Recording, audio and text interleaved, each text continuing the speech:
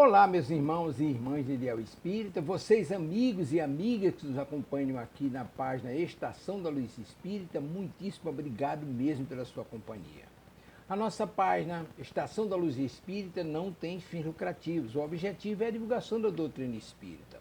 E é por isso que nós reunimos aqui esta sede de matérias espíritas para que possa atender às suas necessidades, estudo, lazer, pesquisa. Você encontra aqui na nossa página Estação da Luz Espírita os livros da codificação, obras suplementares, entrevistas, palestras e os programas da Web Rádio Estação da Luz de Natal e Web Rádio Cristo Consolador de São Paulo. Ou seja, um acervo que atenda às suas necessidades, sem fins lucrativos. O objetivo é a divulgação da doutrina espírita. E agora eu convido você para nos acompanhar na reprodução de mais esse trabalho imperdível. Muito obrigado mesmo pela sua companhia e vamos juntos!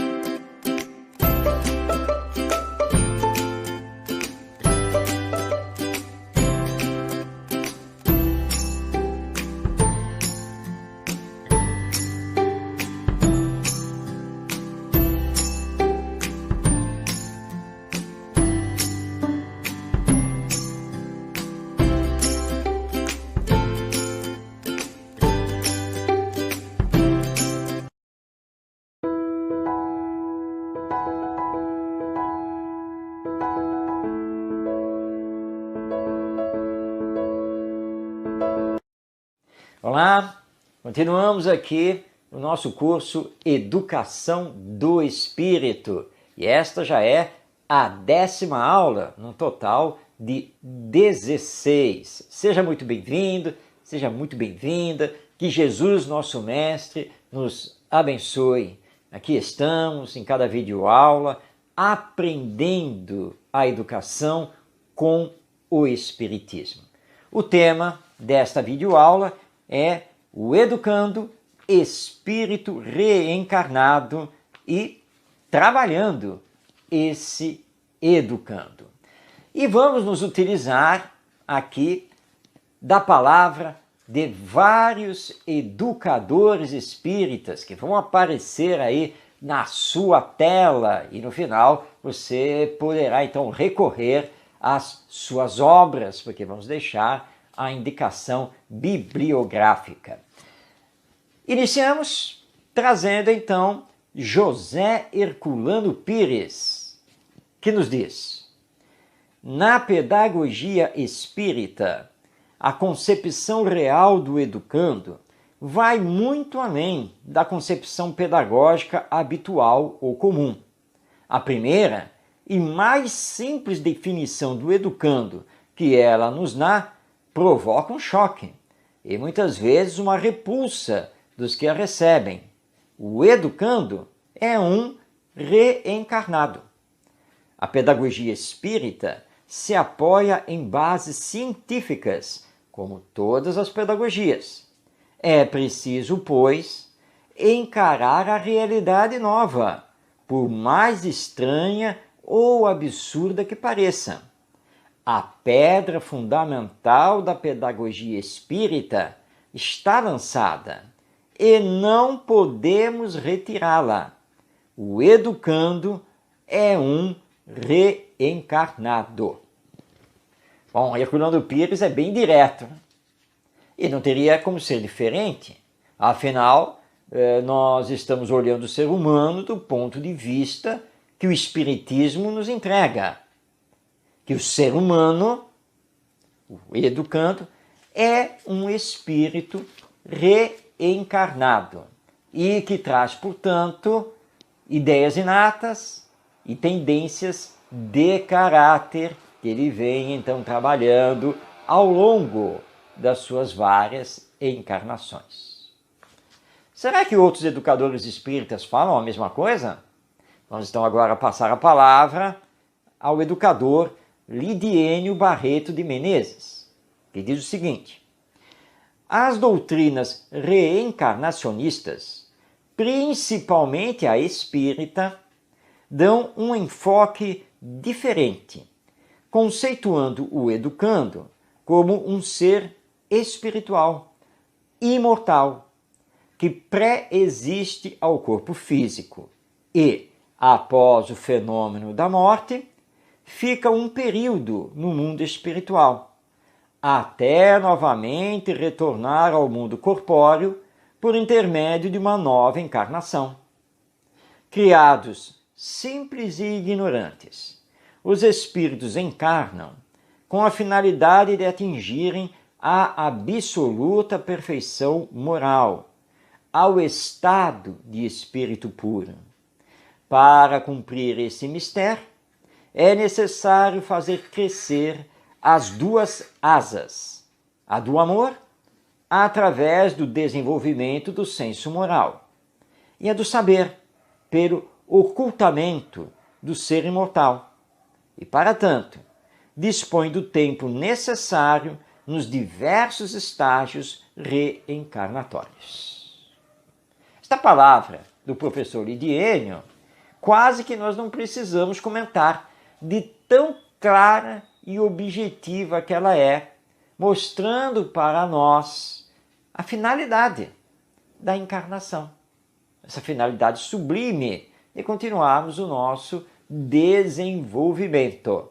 Então, a visão espírita de que o educando é um espírito imortal reencarnado muda tudo no campo educacional, não é mesmo? E esse mesmo pensamento, essa mesma visão, tem outro educador espírita, Pedro de Camargo, que também ficou muito conhecido pelo seu pseudônimo Vinícius. É dele as seguintes colocações. A criança, notemos bem, não é uma entidade recém-criada, é apenas recém-nascida. Fenômeno este que se consuma em cada uma das vezes em que o espírito imortal reveste a indumentária carnal, permanecendo no plano terreno por tempo incerto, que pode ser mais ou menos dilatado. Quando, pois, Jesus diz: deixai vir a mim os pequeninos, adverte-nos quanto à época propícia ao lançamento das bases educativas. Não forçamos a interpretação. Jesus não é mestre. O mistério que exerceu neste mundo não foi ensinar e curar. Portanto, encaminhar as crianças a ele importa em educá-las segundo os preceitos de sua escola. Consideremos ainda o que Jesus afirmou de si mesmo: eu sou a verdade, eu sou a luz do mundo. Ora, o que é educar, no legítimo sentido da expressão, senão orientar o espírito na aquisição parcial, porém progressiva, da verdade? Dessa verdade que é luz, dessa luz que é redenção.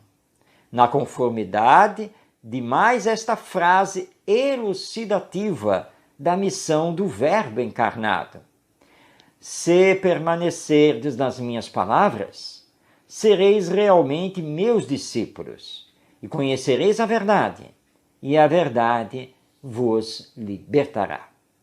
Então, Pedro de Camargo, nos lembrando da importância de ensinar a criança a verdade que está no Evangelho, a verdade que está na imortalidade da alma que todos nós somos, a verdade do potencial divino que a criança possui, esse espírito reencarnado, e que a educação deve bem orientar.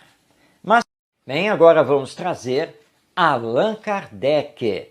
Na verdade, uma pergunta que ele dirige aos espíritos superiores em O Livro dos Espíritos. A pergunta é a seguinte: numa criança de tenra idade, o espírito fora do obstáculo que a imperfeição dos órgãos opõe à sua livre manifestação. Pensa como uma criança ou como um adulto? E os espíritos superiores responderam: enquanto criança, é natural que os órgãos da inteligência, não estando desenvolvidos, não possam dar-lhe toda a intuição de um adulto. Sua inteligência, com efeito, é bastante limitada, até que a idade lhe amadureça a razão. A perturbação que acompanha a encarnação não cessa de súbito com o nascimento e só se dissipa com o desenvolvimento dos órgãos. Prestou atenção nesta resposta dos espíritos? Na encarnação, durante o período infantil, o espírito pensa como criança. Não é possível exigir do espírito nessa fase que ele tenha, por exemplo, raciocínio abstrato. Muito importante esta questão que está em O Livro dos Espíritos. E, finalmente, trazemos o educador espírita Ney Lobo com a seguinte fala: todos os espíritos são educandos. Essa é a resposta espírita, formal e taxativa à indagação: quem é educando? Educandos são todos os espíritos em qualquer situação, fase, estágio, grau ou nível em que se encontrem ao longo de toda a vida imortal deles. A educação antes do nascimento orgânico, durante as vidas físicas, até o desprendimento do espírito, estendendo-se além dele em estado livre. Ou seja, todos nós somos educandos.